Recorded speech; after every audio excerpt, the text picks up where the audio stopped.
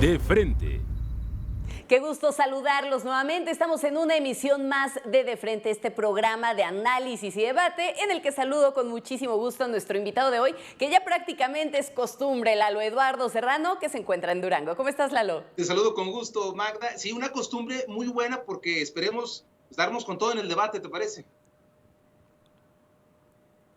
Con todo, porque además esa es la expectativa. Déjenme plantearles cuál es la dinámica de este programa. Tenemos solamente 3 minutos para fijar una postura ante cada uno de los temas que plantearé a continuación, y son 5. Hablaremos de 2 columnas publicadas a lo largo de la semana y en un tercer punto abordaremos el tema pues de esa detención de Genaro García Luna y de los cargos a los que se va a enfrentar allá en los Estados Unidos. También abordaremos el tema del Tratado de Libre Comercio, cuáles son las letras chiquitas que encierra, de eso y más. Además, los veneros del diablo, estamos en camino hacia la petrolización de la economía del país. Así es como comenzamos, Lalo, y nos vamos con la primera columna. La sucesión de Romero en Pemex y el dedo del presidente. Esta columna escrita por Mario Maldonado en El Universal, en el que prácticamente habla de que ya está muy cerca la elección para el nuevo dirigente sindical. Sin embargo, la gran pregunta que encierra todo esto es si va a mantener su hegemonía o no Carlos Romero de Champs.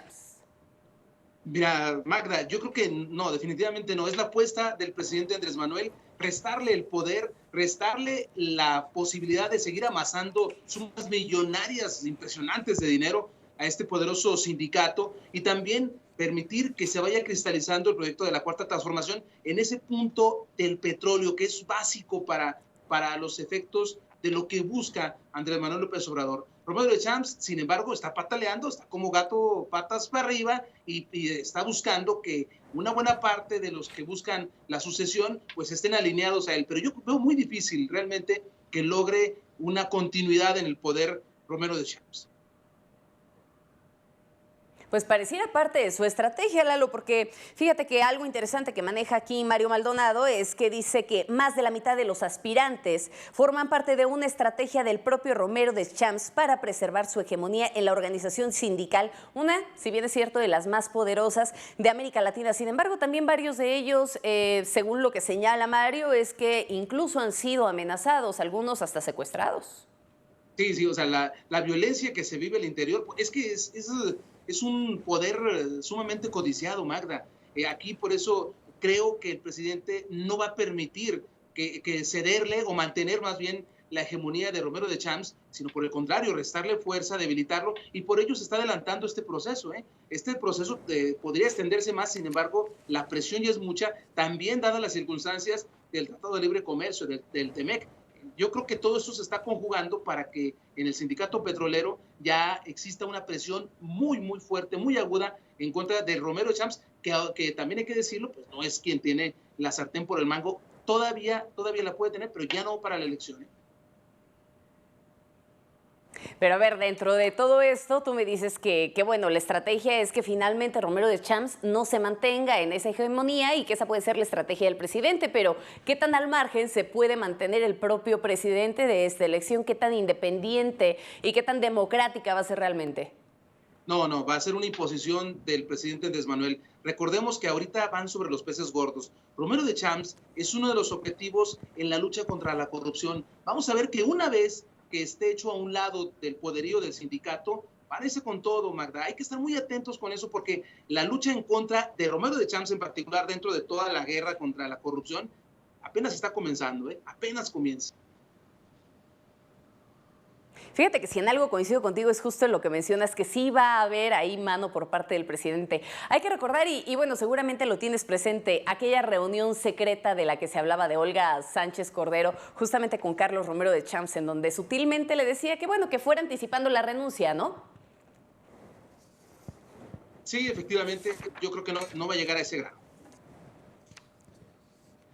Pues ya veremos a lo largo de los próximos días cuál es la mano que mece la cuna detrás de esa elección sindical. Vámonos con la siguiente columna, Genaro García Luna, Historias de Oscuridad, una columna escrita por Héctor de Mauleón, también en El Universal, en donde prácticamente habla de aquella fuerte batalla que se estaba librando en el año 2008 entre los Beltrán Leiva y el Cártel de Sinaloa, en donde justamente Genaro García Luna tenía una participación muy específica y que bueno, ya hablaba de todo este entramado de corrupción que había en el momento y en el gobierno de Felipe Calderón. Así es, mira, la historia de Genaro García Luna no comienza en el sexenio, ni siquiera del de Fox, ¿eh? Todavía tiene desde atrás, desde más atrás, ligado totalmente con el innombrable, con Carlos Salinas de Gortari y su paso por el CISEN. Y yo creo que todo esto, Magda, tal como se señala en la columna, nos da cuenta del poder que fue adquiriendo de manera importante Genaro García Luna para poder llevar a cabo las negociaciones y afectar a cárteles opositores a lo que venía creciendo en el poderío que generó el propio Chapo Guzmán. Es decir, una actuación importante que lo alcanza, su pasado lo alcanza, y Estados Unidos no quitó el dedo de la llaga en ese sentido, ¿eh? Oye, Lalo, pero ¿no te parece que de pronto, digo, probablemente esto ya era un secreto a voces, ¿no? Esto ya no era nuevo, solamente faltaba que se confirmaran todas esas historias que ya corrían por Radio Pasillo, ¿no? Pero cuando te pones a pensar en todos estos casos, te pones a pensar realmente en todo lo que hubo detrás de la guerra contra el narco e incluso la propia veracidad y credibilidad de la misma. ¿Qué tan cierto fue después de ver todo esto? Digo, ¿fue todo un montaje? Oye, sirvió hasta para hacer una serie, Magda. O sea, esto es una serie que tristemente se está cumpliendo capítulo con capítulo y le va a dar para más todavía, porque no solamente ha sido una farsa, sino ha sido una burla para los mexicanos en muchos aspectos. Y también detrás de todo ello, el gobierno de los Estados Unidos, o más bien los personajes ligados con la DEA, que seguramente muchas cosas las han sabido, sacan el tema de Genaro García Luna en las vísperas de la aprobación del TEMEC, que todavía falta, por supuesto, pero caray, o sea, son jugadas de ajedrez en la relación bilateral, por así decirlo. Bueno, jugadas de ajedrez, pero que se tienen muy definidas, porque no creo que el gobierno de los Estados Unidos se enterara apenas en estos días de toda la situación que se venía pues ahí generando a raíz de Genaro García Luna, ¿no? A ver, Claro, estamos hablando de que no pudo haberse enterado nada más con las declaraciones Calderón, de estos testigos protegidos durante el juicio. Ya lo dijo el expresidente No Felipe Calderón, ya lo dijo el expresidente Felipe Calderón, que todo lo que ocurre en el gobierno, todo tiene conocimiento el presidente. Y palabras que se le revierten ahora, por cierto, ¿eh?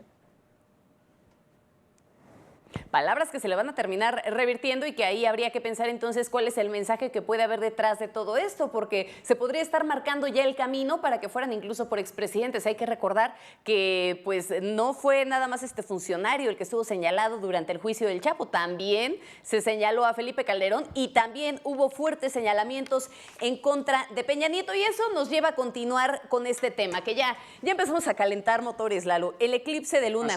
Esta semana, y déjenme ponerle aún más amplio el contexto, esta semana generó una fuerte controversia. La detención de Genaro García Luna allá en El Paso, Texas, en Estados Unidos. Se le acusa de un tema fuerte de corrupción, se le acusa incluso de recibir sobornos por parte del narco. La gran pregunta es, ¿qué pasó ahí, Lalo? Porque pues parecía Genaro García Luna de los consentidos del gobierno estadounidense por esta cooperación bilateral que se llegaba a tener con el país vecino en los tiempos de Felipe Calderón. Y una guerra contra el narcotráfico que parece que era solamente de un bando, que era solamente contra unos cárteles defendiendo a otros. Tal es el caso del cártel de Sinaloa, que queda al descubierto, o no al descubierto, sino que más bien ahora sí se hace oficial, por así llamarlo, Magda, porque era de todos sabido que este personaje, Genaro García Luna, muy oscuro sobre todo en sus relaciones con personajes también, y también con empresarios, que aguas con esto, aguas, porque esto que está ocurriendo no solamente va a alcanzar a personajes en la política, yo creo que también varios personajes empresarios se van a ver afectados con esto que acaba de ocurrir. Pues deja tú nada más de los funcionarios. ¿Qué tan afectado puede salir México en esta imagen que proyecta a nivel internacional e incluso en la relación bilateral? Es que le están haciendo manita de cochino, Magda. El gobierno de Estados Unidos, con esto que ocurre con Genaro García Luna, ya teniéndolo en sus manos para enjuiciarlo, curiosamente también en la corte en la que fue enjuiciado Joaquín El Chapo Guzmán, lo tienen de la mano para saber lo que ocurrió en sexenios anteriores y lo que está ocurriendo ahorita. Hay personajes en la actual administración federal que están muy ligados al pasado. Podemos dar una lista enorme de ellos, empezando quizás por Manuel Bartlett, entre otros muchos, ¿eh? Fíjate que me llama la atención algo que mencionas, ¿no? Y que dices que le están haciendo manita de puerco al gobierno mexicano. Yo no creo, ¿eh? A ver, y no creo, y te lo voy a decir por una cosa que me llamó también la atención. En estos días, leyendo a Salvador García Soto, decía que había de dos sopas, ¿no? Aquí, respecto al gobierno de Andrés Manuel López Obrador, o se enteró de la situación o de plano pasó desapercibido y se enteró en el último momento ya justo con la detención.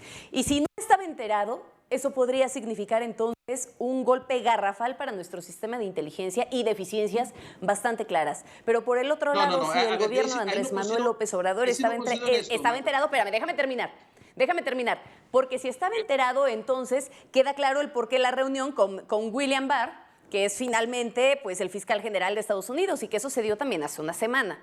Entonces, Magda, están esas dos versiones y a mi parecer, Lalo, me voy por la segunda. No, a ver, hay un trabajo en la lucha contra la corrupción que está llevando el gobierno de la Cuarta Transformación y que le urge tener a los personajes, pero de este lado del charco, de este lado del Río Bravo, no de aquel lado. Ya teniéndolo la justicia americana, oye, pero tiene toda la posibilidad de sacarle la sopa, Magda. A ver, esto se empezó a trabajar desde hace mucho tiempo. Pero a ver, en el momento en el que en el juicio de Joaquín El Chapo Guzmán se ventila el nombre de Genaro García Luna, ahí se les cae el teatrito, ¿eh? A ver, espérame, pero suena como una incoherencia, porque finalmente ahora, ya que hizo el trabajo Estados Unidos, ya le están pidiendo que lo extraditen. A ver, espérame, ¿para qué le pides que lo extraditen? ¿Para que lo deje salir de pronto por la puerta de atrás? Yo creo que ese es el asunto verdaderamente delicado, porque conocemos las grandes lagunas que tiene el sistema de justicia en nuestro país, Lalo. Claro, no. Mejor que lo dejen allá. No lo van a hacer por principio de cuentas. Se quieren colgar la medallita el gobierno de Andrés Manuel López Obrador con la detención de Genaro García Luna, pero no lo van a poder hacer. Están obligados a hacerlo, Magda, ¿eh? Están obligados a tratar de defender eso, pero no les va a resultar. Me parece que ahí Andrés Manuel se está lavando las manos y aquella promesa de decir que no iba a ir a perseguir a los del pasado es una falacia. El trabajo sucio se lo están haciendo otros para no empañar esa palabra que en su momento él empeñó. Vámonos con el siguiente tema. Humo blanco. ¿Y por qué lo digo en interrogación? Porque se firmó el Tratado de Libre Comercio antes de que terminara el año en un punto, ¿podría ser esto como un punto a favor para la 4T pese a que aún no está ratificado? ¿Qué lectura debería de darse? No, para nada.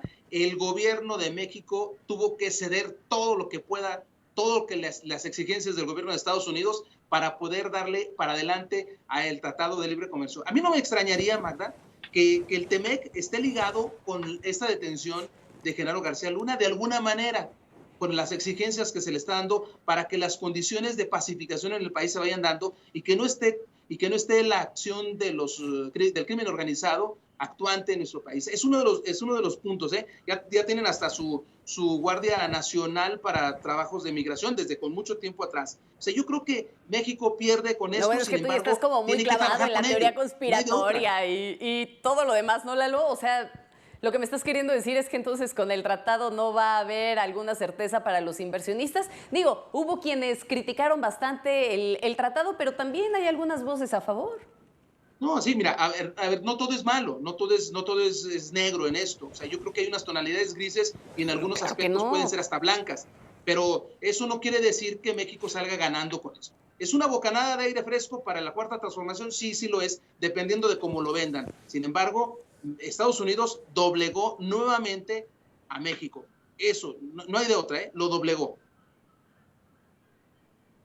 Yo creo que es una lógica integradora finalmente con América del Norte y que eso también nos puede beneficiar porque, ojo, no fue un tratado única y exclusivamente en el aspecto económico, sino también conlleva algunos aspectos sociales e incluso, ¿por qué no decirlo?, hasta político, porque es el reflejo realmente de esa cooperación trilateral que puede haber con América del Norte. Y eso me parece que sin duda es un punto a favor. Dos, a mí sí me parece que es funciona como un electroshock para la economía que en ese momento tenemos en el país. Me parece que viene realmente a salvar parte de esa economía. Y pues es evidente, Lalo, a ver, también se tiene que ceder en algunas cuestiones. No se puede mantener todo nada más al capricho del mexicano. Hay que ceder en algunas cuestiones para poder realizar negociaciones, y eso no se da nada más en las relaciones bilaterales o trilaterales, se den absolutamente sí, pero que todo. tampoco lo vendan como la gran negociación. O sea, ya sale Marcelo Ebrard a decirle, misión cumplida, jefe, ya dejamos todo en orden. No, claro que no, o sea, tampoco. Aunque te digo, están en su papel, deben hacerlo de esa manera. Sin embargo, o sea, tragárselo a la primera, yo creo que eso sí no, no es para todos. Y si nos vamos un poquito más para atrás, antes del TEMEC, como ejemplo, estuvo el plan de infraestructura nacional, que nada más quedó ahí como la antesala de esto, porque estaban preocupados, Están preocupados por el tema económico. Nada más déjame ponerte como ejemplo una cosa, porque ha sido una de las grandes situaciones que han criticado del Tratado de Libre Comercio, porque hablaban de estos paneles de verificación, ¿no? Y decían, no, es que cómo nos van a mandar los paneles de verificación y demás. Ahí tiene toda la mano los sindicatos de Estados Unidos. Sin embargo, pues terminaron modificándolos. A ver, sí va a haber paneles de verificación, pero van a estar integrados por personas que forman las tres naciones. Y eso pues afín, y me parece totalmente racional el hecho de que se puede estar verificando algo para corroborar que haya un seguimiento constante, para que no se rompan los acuerdos que hayan sido firmados en el Tratado de Libre Comercio. A mí sí me parece un acierto, Lalo. Pues bueno, yo no del todo, de verdad. Ya demos tiempo. Bueno, y ahora vámonos a un quinto punto. Hablaremos acerca de los veneros del diablo, y lo planteo de la siguiente manera, Lalo. México apuesta todo el petróleo. AMLO busca revivir la producción de Pemex, y esto nos lleva entonces a pensar, ¿estamos frente a la petrolización de la economía nacional o cómo deberíamos de interpretarlo? Mira, Magda, yo creo que ante la petrolización de la economía, estamos desde que inició el gobierno de la Cuarta Transformación, la lucha contra el huachicol, la insistencia en tratar de construir ya las refinerías, el apostarle al descubrimiento de yacimientos cercanos, no en aguas profundas. Todo eso tiene que ver con la apuesta del presidente Andrés Manuel. Creo que en ese sentido va por la ruta. ¿Qué tan bueno, qué tan malo puede hacer? No podemos saberlo. La tendencia a nivel mundial pues es depender menos de los combustibles fósiles. Sin embargo, pues la tendencia de Andrés Manuel es ir contra todo y principalmente contra la modernidad. No sé qué tan benéfico sea, pero también hay que ver que dentro de esa ruta que se planteó, pues ha sido congruente, va por ella, va por ese camino. Pues yo no creo que sea como muy congruente. A ver, estamos hablando de que él está hablando de elevar la extracción de crudo a los niveles más altos de la historia, a decir de él, pues justo con este descubrimiento o el hallazgo de un yacimiento gigante en Tabasco, de Quesqui. Ahora bien, él está hablando de que esta meta para el 2024 tendría que tener una alza del 63% respecto al promedio actual, pero entonces, Lalo, como que a mí no me cuadran las cosas, porque de pronto es empezar a preguntarse e incluso cuestionar al gobierno federal acerca de qué tan objetivo se está haciendo con esta meta, cuando estamos hablando de que Pemex tiene una deuda por ahí de los 100,000 millones de dólares, y que además no está muy bien posicionado frente a las calificadoras, porque hay que recordar que pues mencionaban que había bastantes problemas para que Pemex pudiera elevar la extracción de crudo o el manejo de los hidrocarburos de manera general. Entonces, yo no creo que sea un objetivo muy realista. Sí, todo lo que haga Andrés Manuel va, por eso te digo, va contra la corriente, va en contra de la lógica. Es como la economía en nuestro país no ha crecido para nada, por el contrario, hay una recesión técnica que ya no se requiere reconocer, pero si estuviéramos con otro tipo de indicadores, estaríamos hablando de una recesión real. Sin embargo, por eso te digo, en congruencia a esa forma de operar, creo que va por el camino. ¿Qué tan benéfico o qué tan perjudicial puede ser para México? No lo sabemos en el corto plazo. Estaremos dándonos cuenta por allá en el 2025, cuando ya se esté despidiendo el primer bloque de la Cuarta Transformación, que quién sabe si le sigan, de los efectos de todas estas luchas que está dando en la recuperación de la soberanía energética. A mí eso todavía, insisto, es muy, muy prematuro adelantarnos a los resultados, todavía. Sin embargo, para cómo va la economía, mira, Felipe Calderón, no son del todo... Felipe Calderón en su sexenio trató de invertirle también y de incrementar la producción y la extracción de crudo. Sin embargo, se topó con pared, tampoco la tuvo fácil. Y bueno, es que estamos hablando que durante los últimos 10 años la producción de Pemex pues lleva la baja ya esta década, ¿no? Ha ido en el declive, sobre todo en los yacimientos del Golfo de México. Entonces eso habría que evaluarlo. No creo que la tenga fácil, no creo que sea una meta muy real, pero pues sin embargo, como siempre se dice, ¿no? Ojalá y sí. Pues si les va bien en ese sentido, si le va bien a la economía mexicana, nos va bien a todos. ¿No te parece, Lalo? Claro, claro, y esperemos que así nos vaya. Ya hay que ahora sí hacer, te digo, como también decimos en el norte, no sé si digan en el centro y en el sur, pero hay que hacer changuitos, no hay de otra. Hoy andas muy dicharachero, caray. Muchísimas gracias, es que Lalo. Estamos en época decembrina, hay que aprovechar. Sí, ya me di cuenta y ese es el pretexto para cada dicho que, bueno, ya voy a empezármelos a aprender. Muchísimas gracias, Lalo, por estar hoy con nosotros. Pero como siempre, gracias a usted por el favor de su presencia. Yo soy Magda Bastida. Nos vemos en la próxima.